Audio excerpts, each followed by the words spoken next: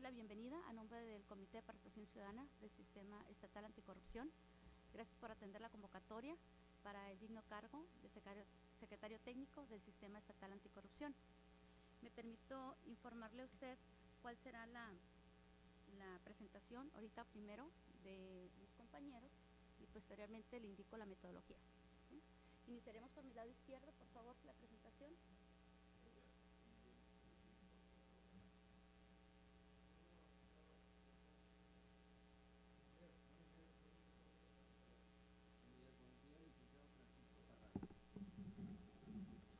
Buenos días, doctor. Daniel Sotero, servidor.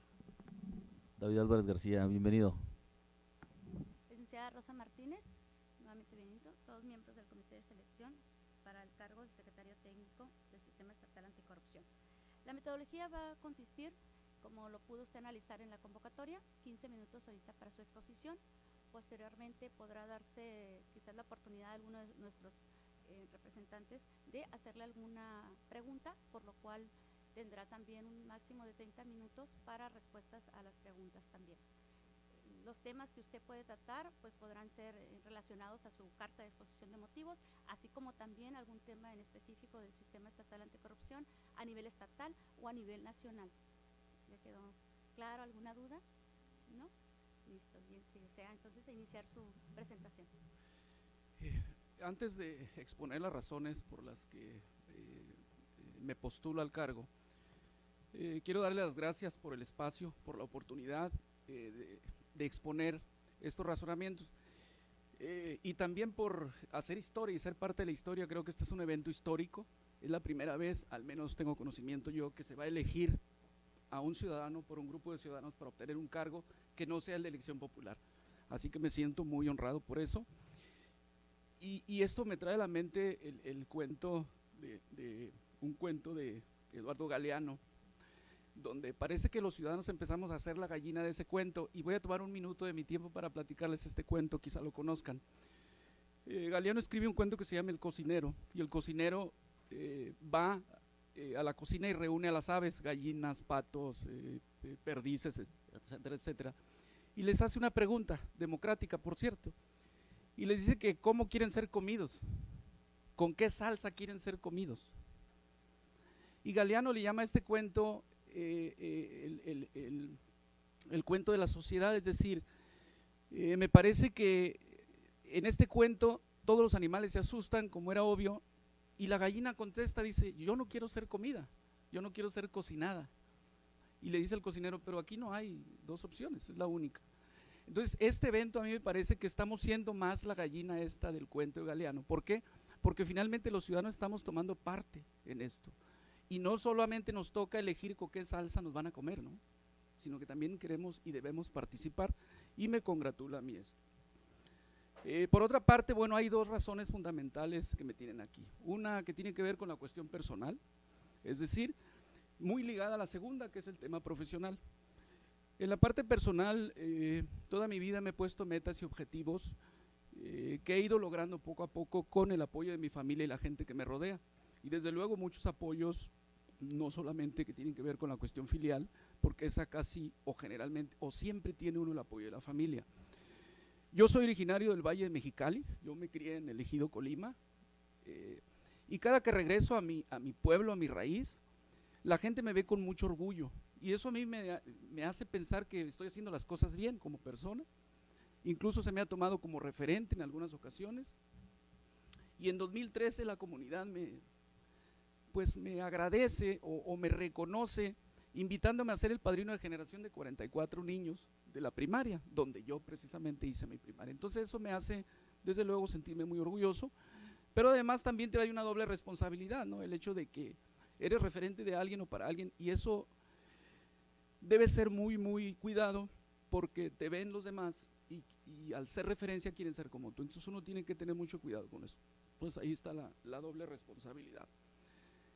En el terreno profesional, como ustedes pudieron constatar en mi currículum, he tenido una preparación vasta, he logrado acceder gracias pues a apoyos, como les comentaba, de la familia, y también al esfuerzo, el trabajo y el ahorro. He podido hacer estudios de alto nivel.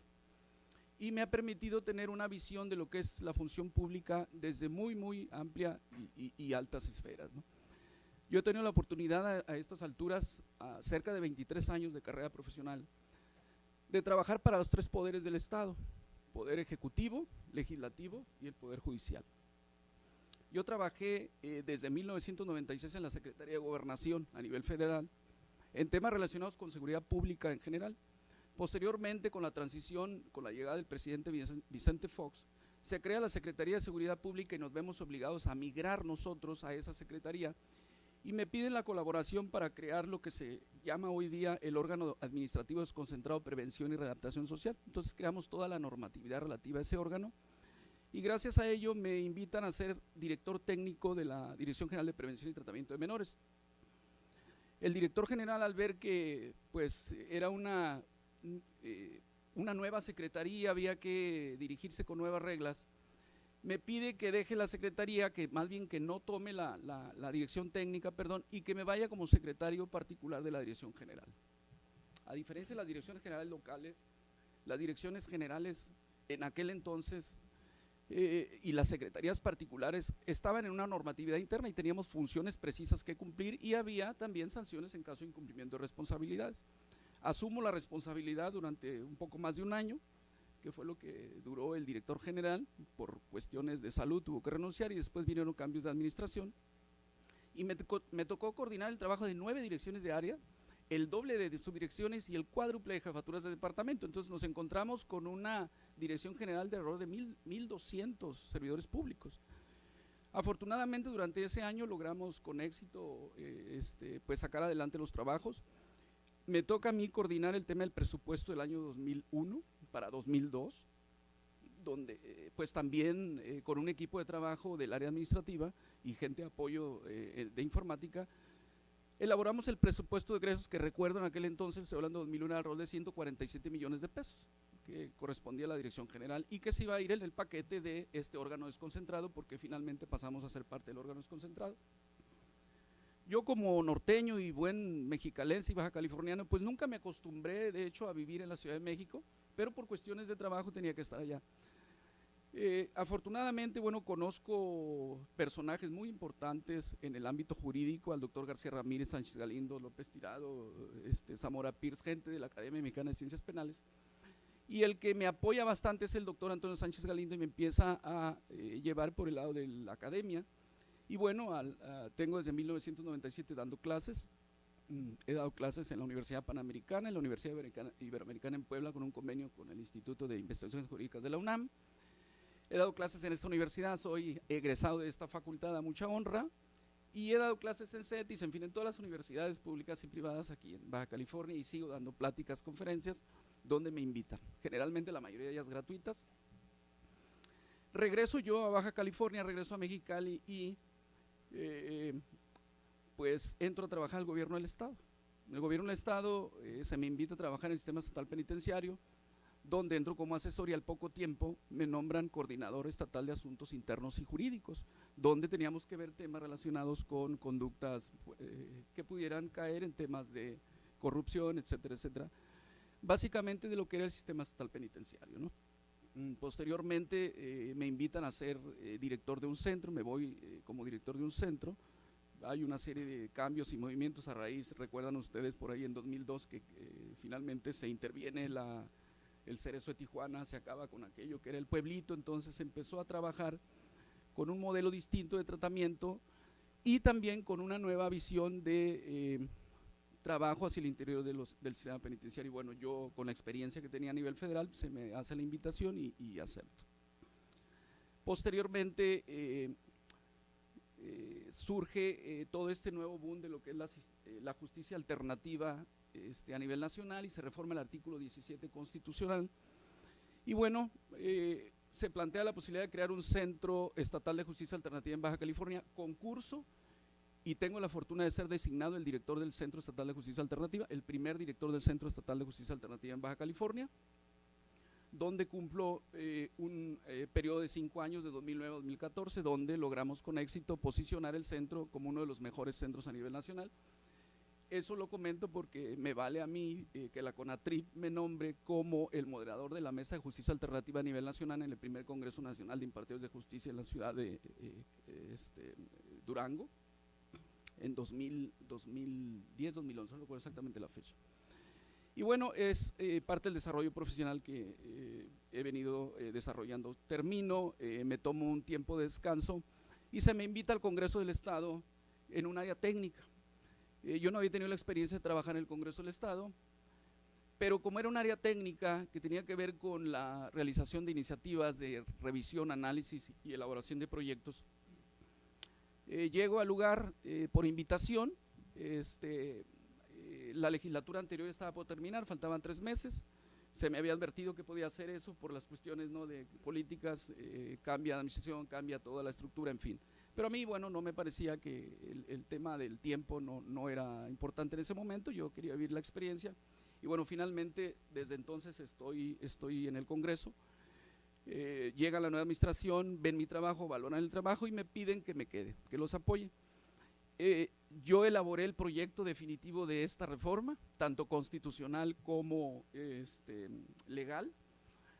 Conozco a algunos miembros de esta mesa que estuvieron trabajando en la mesa técnica redactora, pero nosotros traíamos un trabajo previo con mesas de trabajo que habíamos desarrollado en los 5 municipios, entonces habíamos obtenido bastante información y pensábamos que teníamos los elementos necesarios para construir una buena ley, pero desde luego pues teníamos la referencia nacional y teníamos que apegarnos a la norma nacional.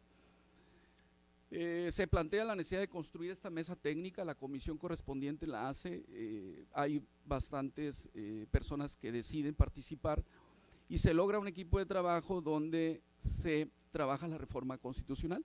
Y creo que parte del éxito del sistema es que, por ejemplo, somos el único estado a nivel nacional que tenemos como derecho humano a vivir libres de corrupción. Ningún otro estado lo tiene. La última parte del artículo 7 constitucional fue una construcción de la mesa técnica y fue avalada por los 25 diputados de esta legislatura. Entonces, creo que eso es algo fundamental que permitirá desarrollar los trabajos que se tengan que desarrollar dentro del sistema en general y en particular la Secretaría Técnica.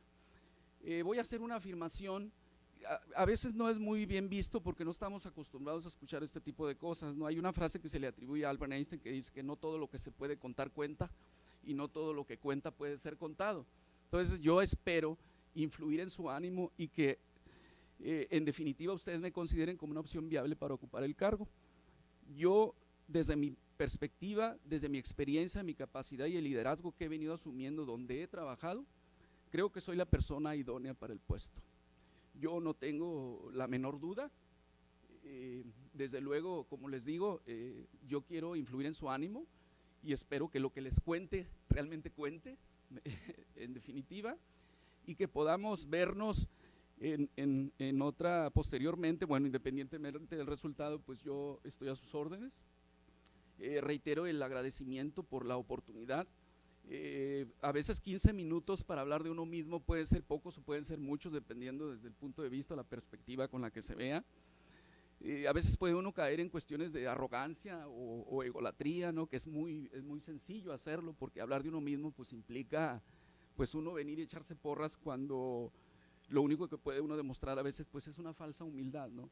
Yo les cuento mi origen, de dónde soy, de dónde vengo, el esfuerzo que he hecho, que ha hecho mi familia, y eso es lo que yo les puedo ofrecer, y me quedo a sus órdenes para lo que ustedes manden.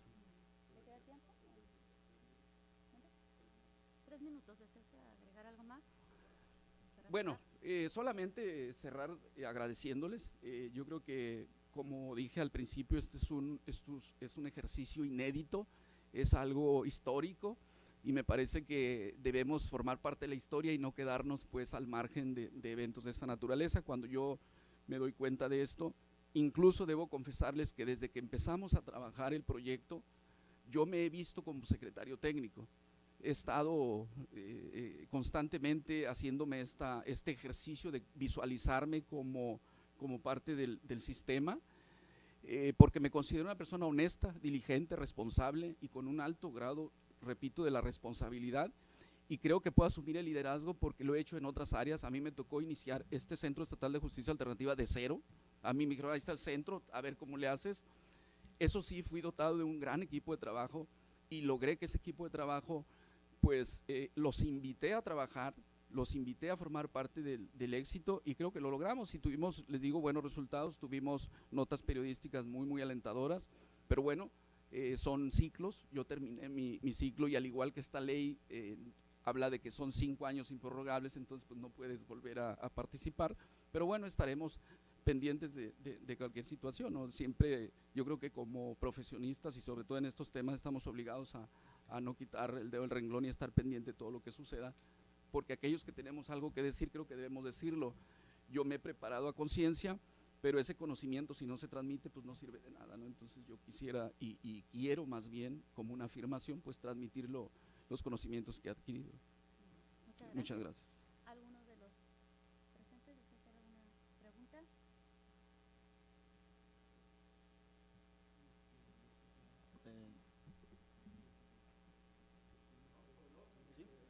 Bien. Okay. Felicidades, doctor, por su amplio currículum y su amplia experiencia. Gracias. Gracias por igualmente atender el llamado ciudadano a esta convocatoria.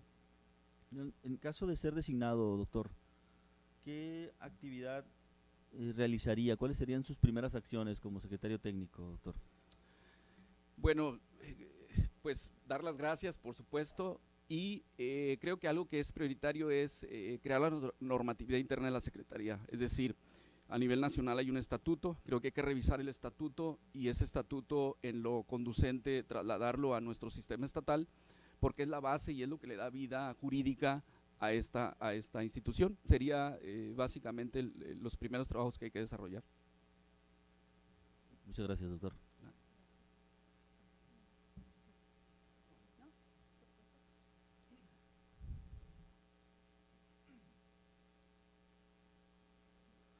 Buenos días. Buenos Elías, días. te hablo de tú porque estamos en un evento ciudadano, ¿no? Claro que sí, Vamos muchas gracias. a manejarnos de esa manera, ojalá Claro. no te molestes, me da gusto saludarte. Igualmente. Te agradezco que participes en el evento, Gracias. te agradezco que estés con nosotros dedicándonos tiempo, no es tiempo para nosotros, es tiempo para la sociedad, para la comunidad de Baja California. Y vimos tu currículum muy extenso y en base a esa experiencia en mediación, a esa experiencia dentro del sistema penitenciario, ¿cómo pudiéramos ligarlo a los temas propios de la Secretaría Ejecutiva, ¿no? Es decir, a temas de evaluación, fiscalización, rendición de cuentas, combate a la corrupción? ¿Cómo podemos ligar cómo hacemos esa relación? Bien, yo creo que aquí una parte importante y una facultad que se va a tener a partir de la creación del comité coordinador es la celebración de acuerdos con diferentes dependencias. A mí me parece que ese sería un primer paso donde esto, recordemos que estamos hablando de un sistema y el sistema está compuesto por muchísimos entes, entonces todos los entes están obligados a raíz de esta ley a proporcionar información, a estar atendiendo los llamados del Comité de Participación Ciudadana. Vamos a suponer un ejemplo, hay un caso de corrupción, el Comité de Participación Ciudadana no tiene información suficiente, no sabe realmente qué está pasando, los medios están señalando una cosa, entonces el comité está facultado para solicitar esa información y a través de este comité coordinador pues poder emitir incluso opiniones, que esa es otra parte importante con la que cuenta nuestra legislación, nuestras normas, es decir, este comité, a través del Comité de Participación Ciudadana, a través del Comité Coordinador y a través de la Secretaría Técnica, se podrán emitir opiniones que son vinculantes, cosa que no hay a nivel nacional. A nivel federal no son vinculantes, son meras opiniones y ya verá la Secretaría tal o cual o la unidad correspondiente, en el caso del sistema penitenciario, si atiende o no a las necesidades. También hay otro tema que es el tema de la creación e implementación de políticas públicas. A raíz de la implementación de las políticas públicas es donde nosotros podemos incluir a todos estos entes, es decir, podemos nosotros diseñar formatos, diseñar denuncias, una denuncia única, por ejemplo, un formato de denuncia única, donde el ciudadano pueda tener acceso a ella y presentar una denuncia y que no digan, no, pues es que faltan detalles, esto y lo otro. No, pues una vez que recibamos entonces a través de las entidades correspondientes, pues empezar a hacer las pesquisas necesarias y emitir las opiniones que se tengan que omitir. El sistema penitenciario a nivel nacional es un problema complejo.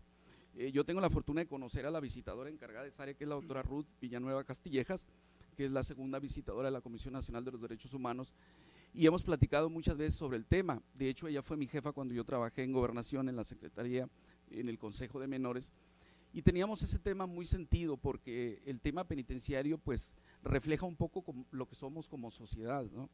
Es decir, los internos están ahí privados de la libertad y privados de ciertos derechos políticos, pero no están privados de otros derechos humanos, es decir, un trato justo, el trato como ser humano, en fin. Entonces se da el tema de la corrupción de alguna manera prácticamente como una cuestión natural, ¿no? Como algo que nace ahí, que es muy complejo. Entonces yo sí creo que es a través de las políticas públicas y a través de una buena coordinación que podremos nosotros bajar estas políticas públicas para que el sistema penitenciario mejore.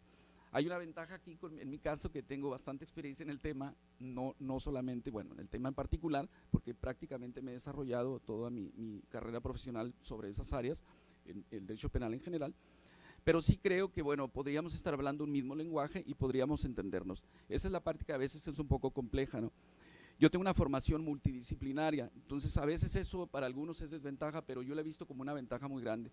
Hoy día la especialización sí es muy importante, pero la especialización me permite abrir el ojo hacia un punto concreto y se me cierra hacia otros temas que están sucediendo, ¿no? Y que no son ajenos. Por eso se habla de un sistema nacional, un sistema estatal. El sistema implica muchos componentes, muchos entes, y creo que ahí es donde está la clave, ¿no? Una buena coordinación y que podamos ser capaces de generar buenas políticas públicas, ¿no? Habrá que estar pendiente de qué hace la nación, es decir, el sistema nacional, y esas políticas públicas nosotros las podríamos mejorar, como sucedió con la reforma constitucional, ¿no? Que existe una comisión que en su caso va a decidir, va a proponer al Congreso a las personas que eventualmente serán el fiscal especial anticorrupción y el magistrado especializado del Tribunal de Justicia Administrativa, cosa que no sucede en ninguna otra parte del país. Entonces, esos son logros ciudadanos. O sea, la gallina está participando, ¿no? Muy bien. Muchas gracias, Elías. Felicidades.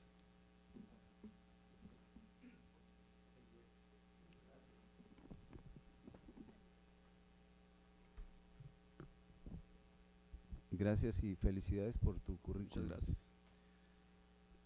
Como sabes, la Auditoría Superior del Estado es un órgano auxiliar del propio Congreso del Estado de Baja California, en este caso, de manera específica de la Comisión de Fiscalización.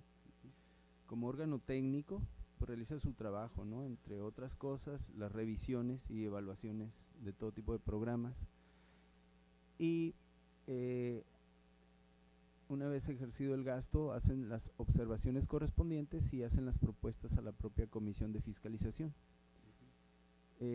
Muchas de esas observaciones en ocasiones pudieran ser constitutivas de tipos penales. Correcto. Mas, sin embargo, en la realidad no vemos, tú más que nadie sabe, funcionarios de nivel medio y superior que estén purgando penas en las penitenciarías del Estado.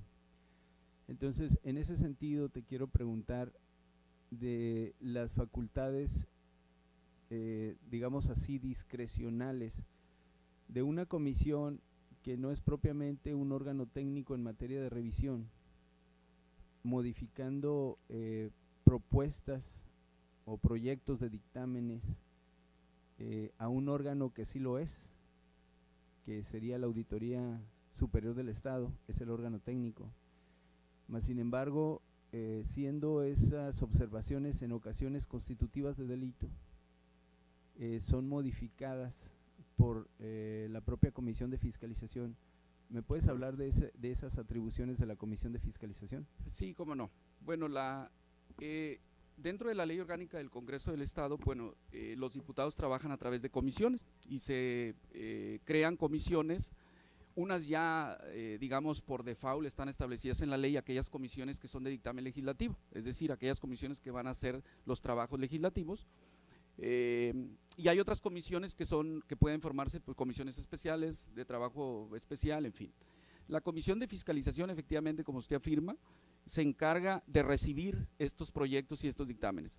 Bueno, la buena noticia es que a raíz de la reforma Ahora, los funcionarios de la Auditoría Superior del Estado están obligados a hacer las denuncias penales directamente. No van a esperar a que sea la comisión la que diga y que modifique el dictamen y que diga, no, es que no hay delito, no, esto, no. Cuando se demuestre, o en todo caso, cuando haya la presunción, una vez que se revisa la cuenta pública, cuando haya la presunción de que se esté cometiendo un delito, la Auditoría Superior está obligada a denunciar. Si no lo hace, es una cuestión no normativa, sino una cuestión interna y bueno, probablemente que hasta política, ¿no? Pero esa parte, gracias a la reforma, se le ha dado pues mayores facultades y mayor margen de trabajo a la Auditoría Superior del Estado. El proyecto original a nivel nacional era que se creara, que se le diera plena autonomía. Sin embargo, no procedió, no prosperó, porque efectivamente lo que hace la Auditoría Superior del Estado es revisar estas cuentas públicas, pero tiene está ligada normativamente al Congreso de la Unión. Entonces no se podía separar, porque finalmente son los representantes populares a través de los diputados y senadores, pues los que deciden en definitiva, bueno, pues qué pasó con esta cuenta pública, si se aprueba o no. En Baja California se hizo una modificación, es decir, ya nomás es la recibo y te la apruebo, no.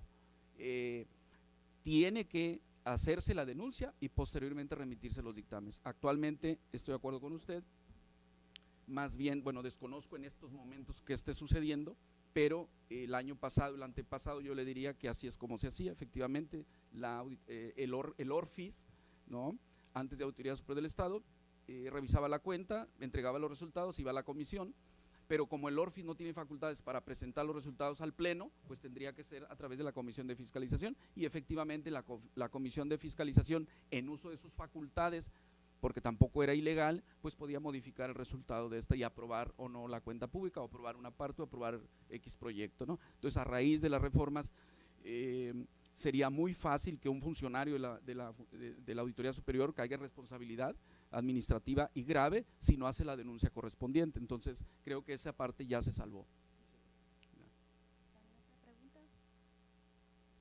Elías, bienvenido, muchas gracias por participar. De verdad Gracias. es un honor que seas uno de los 15 baja californianos que levantó la mano. Se siente raro estar de este lado de la mesa, así que bienvenido.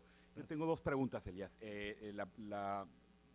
Diseñé 8 preguntas que quiero hacerle al azar a los integrantes, así que te pediría que para la primera pregunta me digas un número del 1 al 8 y luego yo te hago la segunda pregunta, si me lo permite. Ok, 4. El 4. Como participaste en el proceso, va a ser muy fácil para ti, pero te agradezco muchísimo. Hasta con suerte. Gracias, Puerto. ¿En qué consisten las labores de fiscalización del sistema estatal anticorrupción? Bueno, la labor de fiscalización es revisión de cuentas públicas, fundamentalmente. Esto tiene que ver estrictamente con cuestión dinero, presupuesto, ejercicio del gasto de los entes públicos. Esa es la parte fundamental. En nuestro sistema, al igual que al sistema nacional, se replica un sistema estatal de fiscalización, es decir, aquí interviene el Auditor Superior del Estado e interviene solamente el presidente del Comité de Participación Ciudadana. Digamos que es una especie de comité paralelo al comité coordinador, pero exclusivamente en temas de fiscalización, en temas de dinero. Esa sería la respuesta contundente para mí.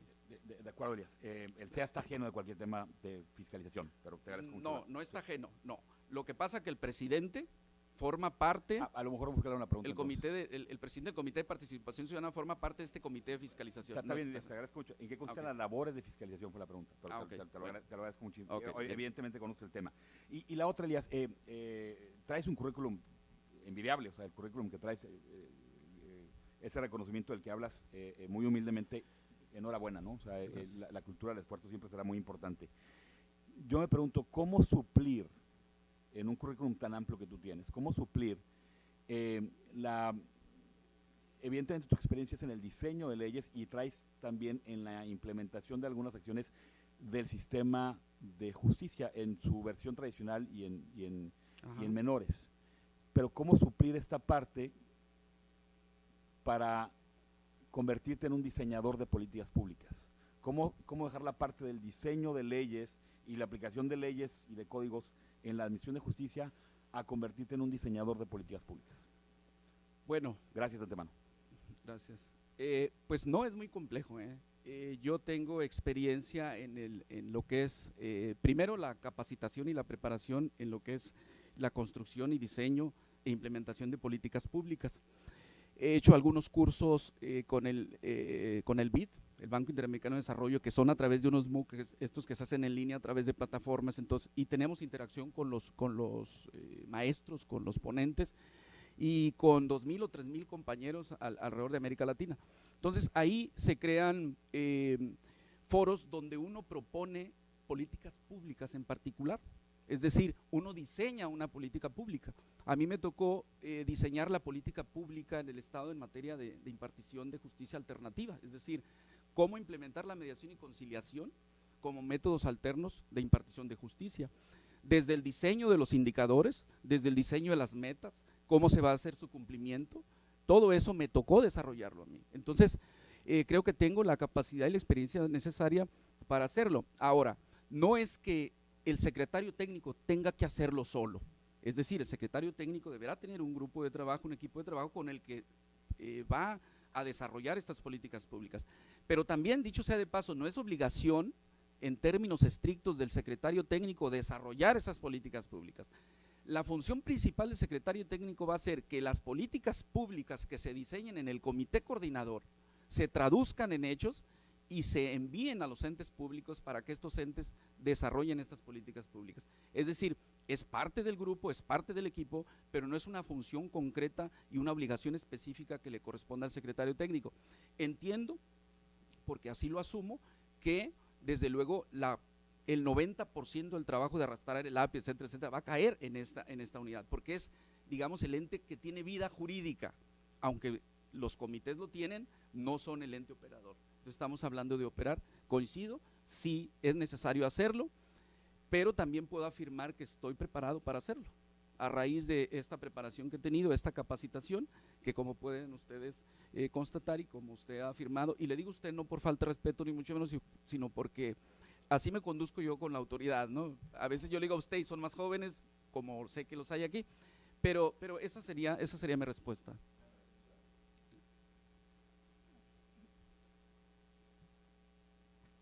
Muchas gracias por la autoridad, pero no es para tanto, ¿no?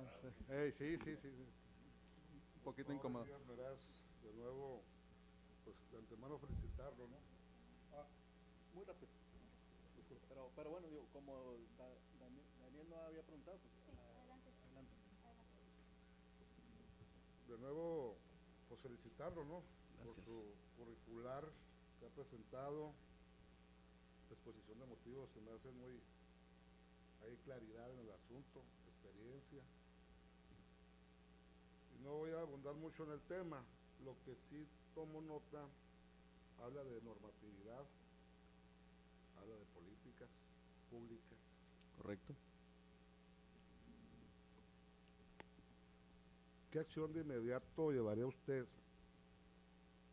hablando de políticas, o qué faltaría, o qué está faltando en nuestro sistema de políticas? Y específicamente me voy a referir a una política de la Ley de Coordinación Fiscal, o en su caso, abundando el tema de fiscalización. En lo personal, y yo creo que a todo el ciudadano le inquieta mucho la fiscalización, porque como usted lo menciona, hay una comisión constituida por parte del Congreso vinculante con el auditor, ¿no? Así es. La presentación y revisión de las finanzas públicas al término de un ejercicio. Pasan los tiempos y no se ve mucha claridad, porque tan hecho está que hay un indicador de corrupción que ha ido en incremento, y aparte las voces que se escuchan, que está pasando con los revisores de esas cuentas públicas, claro, en temas de desvío, cohecho y otras situaciones. ¿Qué está faltando entonces en esa política de la ley de presupuesto y gasto público? ¿Y qué acción o qué reformas se harían de inmediato a esas políticas? De inmediato, porque está faltando algo o no hay un indicador muy, algo está pasando en los indicadores de revisión, Sí. o está pasando que los servidores públicos no están haciendo bien, ahora sí, su trabajo. Pero yo me refería qué medidas o qué acciones de inmediato en cuanto a política o a normatividad estaría faltando en esas dos leyes, en específico en fiscalización. Y gracias por sus comentarios, ¿no? Gracias. Bien, bueno, creo que el tema sí es un tema recurrente, ¿no? Sobre todo en los últimos tiempos. El tema del dinero siempre es algo muy delicado en lo que es la administración pública. Yo creo que en general habría que hacer una revisión de la ley de fiscalización, o la ley de coordinación fiscal, perdón, o las leyes en la materia. Es decir, por un lado, creo que habría que revisar la ley orgánica para ver estas facultades de esta comisión. Como les señalaba hace un momento en una anterior pregunta, ya el personal de auditoría está obligado a hacer las denuncias. Pero ¿qué pasa si no las hace? Si no las hace, debe haber alguien que denuncie. Es que no nos vamos a enterar si no sucede. ¿Qué pasa hoy en día? Bueno, o estaba pasando hoy en día, bueno, que llegaba el dictamen y no sabíamos su contenido. Lo único que sabe es la comisión de fiscalización y ya el pleno se presenta un resumen. Y realmente nunca supimos el contenido, aunque lo conocen los diputados porque se envían los dictámenes, pero bueno, ahí tienen que ver por un interés personal en los temas, ¿no? Yo creo que habría que hacer una revisión, sobre todo el tema de todos los requisitos necesarios para ejercer el gasto, para hacer las contrataciones. Hay un caso particular, por ejemplo, en el Perú, ustedes conocen, bueno, este es un caso mundial, Odebrecht, ¿no? Pero donde tiene más impacto los resultados de las investigaciones es en el Perú. Entonces el Perú, con el presidente Pedro Pablo Pilsudski, no recuerdo un apellido raro, él crea la famosa ley de muerte civil, ¿sí? Entonces, en sí el término es muy complejo, o sea, nadie puede morir civilmente porque estamos hablando de la muerte civil, no tienes nombre, no tienes nada, o sea, no. Pero crean una figura que es un castigo perpetuo, es decir, tú cometiste un acto de corrupción y vuelves a trabajar en el servicio público jamás. Pero eso es violatorio constitucionalmente y violatorio de derechos, es decir, no puede haber una pena que dure toda la vida, etcétera, etcétera, excepto el tema de las cadenas perpetuas, pero que además son revisables. Entonces, yo sí creo, bueno, en el caso concreto de Perú, se fueron a las normas relativas a las contrataciones, es decir, hay una ley de adquisiciones, servicios, etcétera, etcétera, que hay que revisar y ver los requisitos que se están manejando, donde el comité a través de la Secretaría pues podría hacer propuestas de modificación normativa. Esto, insisto, tiene que ser un trabajo como el que se desarrolló en los últimos tiempos para crear esta norma y poder crear una norma mucho más allá de lo que establece la ley a nivel nacional. Es decir, es un trabajo político muy importante para modificar todas estas leyes. Yo creo que en principio es comunicar a los servidores públicos, que sería una parte importante que tendríamos que hacer, es decirles, una vez que esté funcionando el sistema, hay que informarles a los servidores públicos que estarán siendo fiscalizados a través de este sistema. Es decir, tu trabajo lo estoy observando no nada más tu jefe inmediato, sino hay un comité de participación, hay un comité coordinador que se va a encargar de estar revisando lo que estás haciendo, ¿no? Entonces, creo que el tema de si denuncian o no denuncian, pues tiene que ver con una cuestión incluso a veces de una jerarquía a la cual pues no me corresponde, ¿no? Pero en el caso de la materia penal todos estamos obligados a denunciar y el que no lo haga pues incurre en responsabilidad.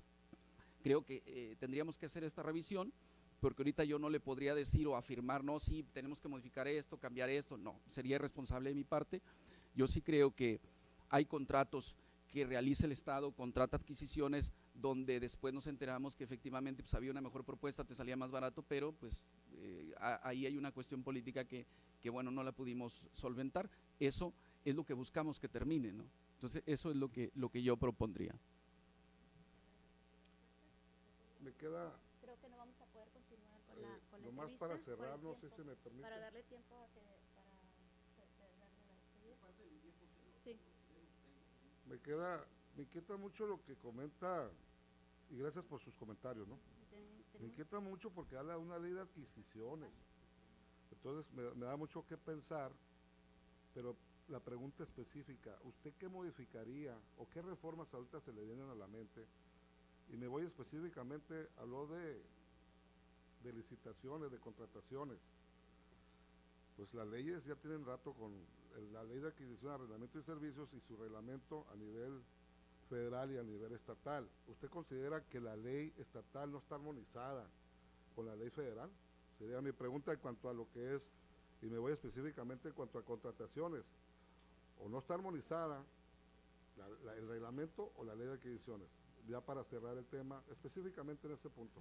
Bueno, está armonizada porque a nosotros nos obliga una ley general. Entonces sí, definitivamente está armonizada.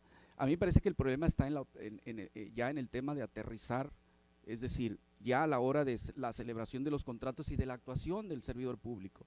Porque las licitaciones, a ver, se hacen, por ejemplo, ¿es cerrada o es abierta o es una compra directa? ¿La puedo hacer o no la puedo hacer? Y hay quien interpreta, por ejemplo, reglamentos municipales que sí se puede, otros dicen que no se puede, y hemos tenido en esta administración pues, 2 juicios políticos a raíz de eso, ¿no? Se denunció al presidente municipal de Tijuana, se denunció al presidente municipal de Mexicali, precisamente por esa razón. El tema famoso, recuerdan ustedes, fue público, el tema de los camiones de basura, ¿no? Entonces, eso, bueno, ¿es posible? Sí, es posible.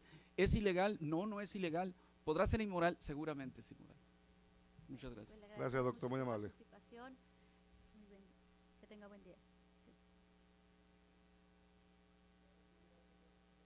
¿Quieres otra pregunta más? Tenemos otro participante en agenda por los tiempos, se nos van a ir recorriendo, no sé cómo gusten ustedes. ¿Sí? 2 minutos. ¿Quién los toma? ¿Quiere? Yo considero que son 2 minutos. ¿Quién?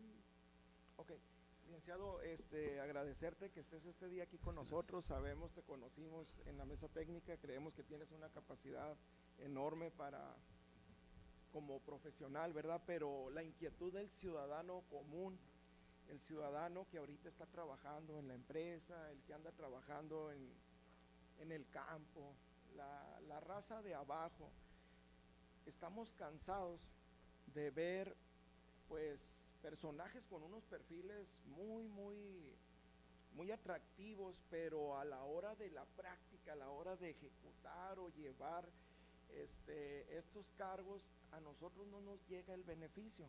Es común ahorita en la creación, lo que hemos ido pasando a través de la creación de este sistema estatal anticorrupción, que los ciudadanos de acá de abajo digamos, ¿de qué nos va a servir? En base a lo que nos ha tocado ya pasar con ejemplo, tenemos organismos que ahorita debieran de estar trabajando y no sucede nada, no hay ataque, no se está combatiendo realmente la corrupción como a nosotros los ciudadanos nos gustaría.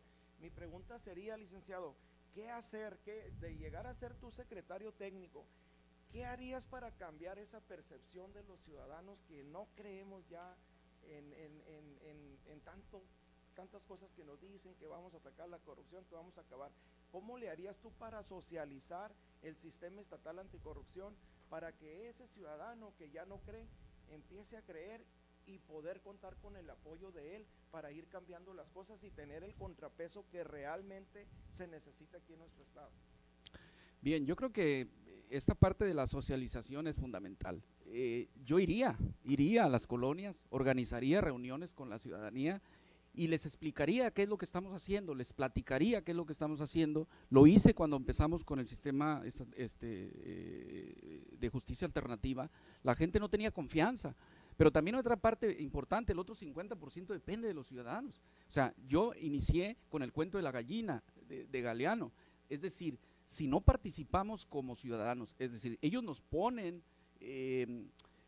los casos concretos, nos hablan de temas y todo. Sin embargo, también tenemos un sistema jurídico. Somos un Estado de Derecho donde hay que privilegiar la ley y a todo acusado pues tiene derecho a no autoincriminarse, tiene derecho a defensa, tiene un debido proceso, en fin, todas esas garantías se deben cumplir. Yo creo que hay que hablar con los ciudadanos, hay que invitarlos a formar parte de esto y las denuncias son muy importantes. Yo lo decía, si nosotros desconocemos un hecho, es porque no esté sucediendo, es porque no se denuncia, ¿no? Entonces yo creo que esa parte es muy importante, empatizar con la gente, con esa gente de abajo, Yo le digo, yo me crié en el Valle de Mexicali, yo a los 6 años iba a piscar, a los 7 años cortaba melón, a los 8 años limpiaba trigo, aún con alergia, todavía soy alérgico, entonces me lleno de ronchas cuando me meto una parcela de trigo, ¿no? Entonces, no es desconocido para mí el pueblo y la gente de la que usted habla. Sin embargo, sí me siento muy agradecido porque decidí no quedarme ahí, decidí progresar, decidí prepararme y me preparo para la oportunidad. Y yo la suerte la defino con 2 ingredientes. La suerte no es que depende, algo te cayó del cielo. La suerte es oportunidad y preparación. Estos 2 elementos se tienen que dar. Por eso es que uno tiene suerte. Por eso es que yo me considero un hombre afortunado. Pero he hecho mi esfuerzo, he hecho lo que me corresponde y ahora probablemente sí ustedes o algunos de ustedes puedan decir, bueno, está en un estatus porque se ha preparado muy bien y todo. Pero sé el sentir de la gente, reconozco el dolor, tengo una sensibilidad social y no tendría problema en esa parte. Yo podría irme a un lugar con 300, 500 mil personas, ponerme en el centro y hablarles y gritarles y decir, hey, estamos haciendo esto. Y me van a mentar madres muchas seguramente. Y otras dirán, oye, pues este cuate, pues qué bien, ¿no? Por lo menos bajó, hizo y todo. Entonces, no es demagogia desde luego, pero creo que es parte del trabajo. Entonces podríamos también implementar, digamos, reuniones, ir a la comunidad y platicar con ellos y decirles, esto está pasando, porque muchos no están informados. Entonces a veces los medios de comunicación no alcanzan, estamos transmitiendo en vivo pero no sabemos cuánta gente primero está interesada en lo que estamos haciendo y después pues quiera saber qué es lo que está sucediendo, ¿no? Ojalá haya muchos y digan bueno pues se está cumpliendo con el compromiso y se está haciendo lo que la gente por una parte desea, que es que cada día exista menos corrupción. Ok, muchas gracias, licenciada. Bien, bueno, creo que nada más falta yo. Yo voy a ser muy directa, por favor. Nada más, usted habló en su exposición sobre que existen el tema de las recomendaciones, ¿verdad?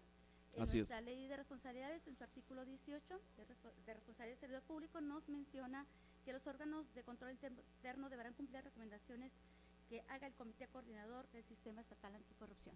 Así Es nos correcto. señala. En caso de que alguno de estos órganos internos que no cumplan con la recomendación que le acabo de mencionar, fundamentada en la ley de responsabilidades, qué es lo que haría como secretario técnico, qué es lo que sería lo que debería de continuar de no acatar esa disposición los Bien. órganos. Bueno, como secretario técnico, una vez teniendo la información pertinente, tendría que hacer un informe para el comité coordinador y es el comité coordinador el que decide el futuro Es decir, se presentaría ante el Congreso del Estado una solicitud para retirar. ¿Por qué? Porque es el Congreso del Estado, a través de la comisión especial, quien designa a los titulares de los órganos internos de control, tanto de algunas dependencias como de organismos constitucionalmente autónomos, ¿no? Entonces ese sería el procedimiento, es decir, tener los elementos suficientes, dárselos al comité coordinador y el comité coordinador ir al Congreso y solicitar al Congreso la destitución, lo cual me parece que no habría ningún problema en cuanto a la procedencia legal. Muchas gracias. Si gusta decir nada más de su despedida, y por nosotros, bienvenido y gracias por participar. Bueno, pues nada más reiterar mi agradecimiento, me sentí muy a gusto, muy cómodo, las preguntas fueron bastante, digamos, en términos de dureza y suavidad, pues fueron término medio, ¿ya? Para no irnos hacia un extremo al otro. Me siento muy contento, satisfecho, de hecho me voy muy contento independientemente del resultado final. Yo sí espero, como les dije, que lo que les conté cuente, que al final puedan ustedes considerarme como un candidato viable, un candidato idóneo, y que pondré, no les voy a prometer el éxito, sino que pondré todo mi trabajo para que eso suceda. Yo creo que es muy difícil garantizar el éxito por anticipado, hay que planear, organizar, ejecutar y controlar, y entonces ahí es donde yo voy a poner todo mi esfuerzo, y desde luego pues así se ha dotado de un buen equipo de trabajo, pues con mayor razón estaremos hablando de que a un corto plazo estaremos platicando de éxitos en el sistema estatal anticorrupción. Muchas gracias.